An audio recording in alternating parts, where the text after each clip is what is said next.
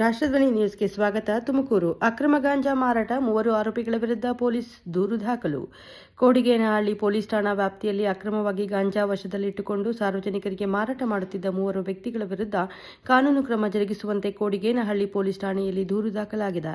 ಕೋಡಿಗೇನಹಳ್ಳಿ police ಠಾಣೆಯ ಗುಪ್ತ ಮಾಹಿತಿ ಸಿಬ್ಬಂದಿಯಾದ Narasimhamurthy C 470 ರವರು ದಿನಾಂಕ 14/8/2026 ಸಂಜೆ 7:15ಕ್ಕೆ ಕೋಡಿಗೇನಹಳ್ಳಿ ಠಾಣಾ ಸರಹದ್ದು ಕಿರಂಗೂರು ಗ್ರಾಮದ ಕಡೆ ಗಸ್ತು ಹೋಗಿದ್ದಾಗ ಖಚಿತ ಬಾತ್ಮೀದಾರರಿಂದ ಮಾಹಿತಿ ಲಭಿಸಿದೆ. ಕೋಡಿಗೇನಹಳ್ಳಿ ಮತ್ತು ಹೊಸಹಳ್ಳಿ ಗ್ರಾಮದ ಗೇಟ್ ಮಧ್ಯದ ಹಿಂದೂಪುರ ರಸ್ತೆಯಲ್ಲಿ ಜಿಲಾನಿ, ಕಲ್ಯಾಣ್ ಕುಮಾರ್ ಮತ್ತು ಚರಣ್ ಎಂಬ 3 ವ್ಯಕ್ತಿಗಳು ಅಕ್ರಮವಾಗಿ ಗಾಂಜಾ ಸಾಗಾಣಿಕೆ ಮಾಡಿ ಅದನ್ನು ತಮ್ಮ ವಶದಲ್ಲಿಟ್ಟುಕೊಂಡು ಸಾರ್ವಜನಿಕರಿಗೆ ಮಾರಾಟ ಮಾಡುತ್ತಾ ಅಕ್ರಮವಾಗಿ ಹಣ ಸಂಪಾದನೆ ಮಾಡುತ್ತಿದ್ದಾರೆ ಹಾಗೂ ಸಾಮಾಜಿಕ ಸ್ವಾಸ್ಥ್ಯವನ್ನು ಹಾಳು ಮಾಡುತ್ತಿದ್ದಾರೆ ಎಂದು ಮಾಹಿತಿ ಬಂದಿತ್ತು.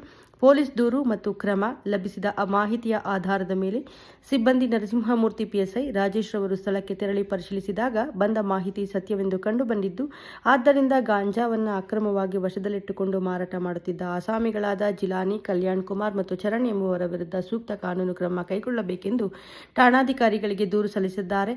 ಪೊಲೀಸ್ ಪೇದೆ ನರಸಿಂಹಮೂರ್ತಿ ಅವರ ನಿಷ್ಠಾವಂತ ಮತ್ತು ಸಾಹಸಮಯ ಸೇವೆಯು ಇಲಾಖೆಗೆ ಹೆಮ್ಮೆಯ ವಿಷಯವಾಗಿದೆ. ಇಂತಹ ದಕ್ಷ ಸಿಬ್ಬಂದಿಯ ಕಾರ್ಯವೈಖರಿಯು ಇಡೀ ಪೊಲೀಸ್ ಪಡೆಗೆ ಸ್ಫೂರ್ತಿದಾಯಕವಾಗಿದೆ.